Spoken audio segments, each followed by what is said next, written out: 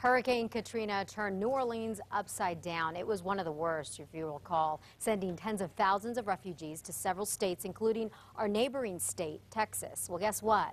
Albuquerque is now preparing to accept disaster patients should one disaster strike in the country. News 13's David Romero is live in the Newsplex with more. And David, there's some sort of an emergency response exercise that is going to happen today?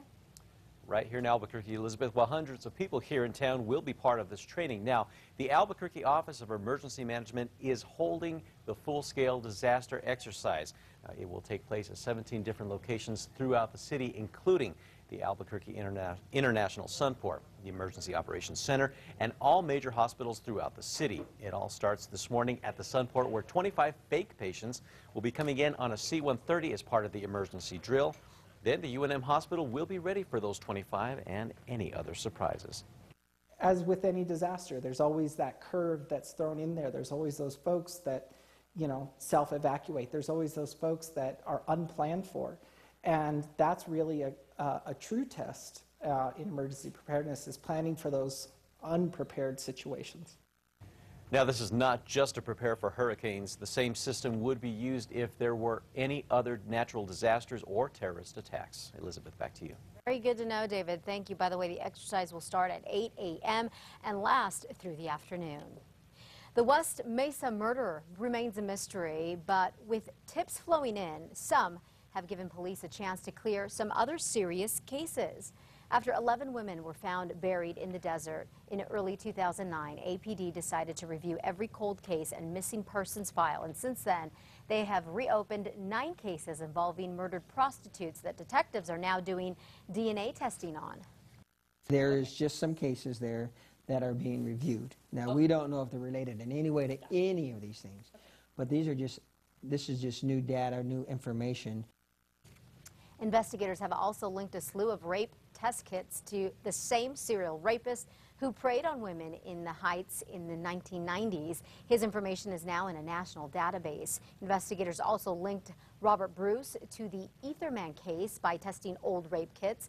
And the case of Ellen Snyder, the woman who killed and buried her husband, has also been solved. We have learned police have caught the man they say caused a crash that killed a mother and her 4-year-old son. Roswell police say Joel Cordova Lopez rear-ended the vehicle the victims were in, then fled on foot. Now, police think alcohol was a factor.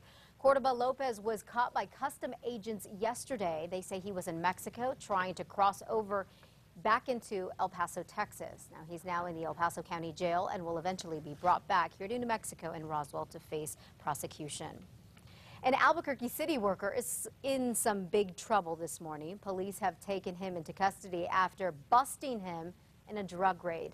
Police raided the Los Lunas home of 45-year-old Joe Benavides yesterday. Cops say they found nearly 130 marijuana plants and 3 pounds of pot packaged for sale. Street value here, $270 grand. That is more than $250,000.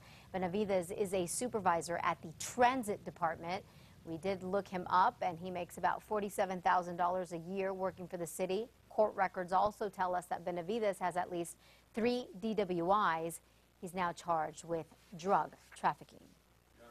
This morning, Carlos Fierro, a high-powered attorney convicted in a deadly hit-and-run, is being credited for helping to save a man's life.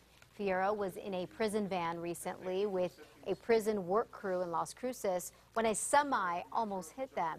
The truck veered off the interstate and finally came to a stop. The guard and the inmates got out of the van. It turns out a passerby and Fierro gave the trucker, who was having heart problems, CPR. Fierro, who's been in the news also for breaking the rules behind bars, is due to get out of prison in the next month or so. Rio Rancho city leaders are rethinking how emergency responders respond to medical emergencies. Right now, an ambulance and fire truck are both dispatched. At the city's last governing body meeting, Councilor Tim Crum questioned whether sending the fire engine was a waste of resources. As it stands right now, 2 emergency responders run the fire truck and 2 are in the ambulance when they arrive on scene. Well, Mayor Tom Swistak feels differently. He thinks it's not enough and would like to add more resources during a call if the economy were better. If there is not a fire structure after we've made an assessment, then those people are assisting with the emergency medical situation that may have occurred. In comparison, Albuquerque Fire makes sure that there are at least 8 crew members responding.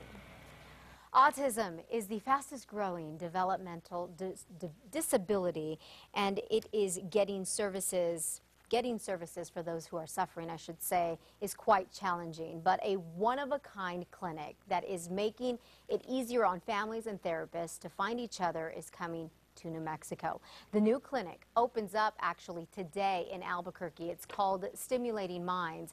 The concept is to have all the services a kid or an adult with autism needs under one roof, like speech therapy, occupational therapy, play groups, and individual and family support groups. Now, for more information, you can visit our website, KRQE.com, and head to news links.